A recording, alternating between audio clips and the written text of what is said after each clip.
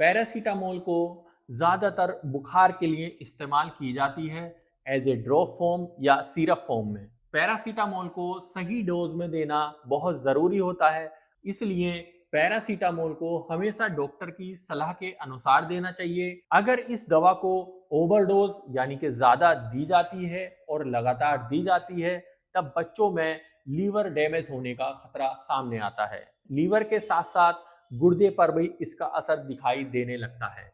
गुर्दा इस दवा को शरीर से बाहर निकालता है, इसलिए गुर्दे के ऊपर भी डोज का असर दिखता है और मुंह में छाले और पेट में जलन जैसी चीजें हो सकती हैं।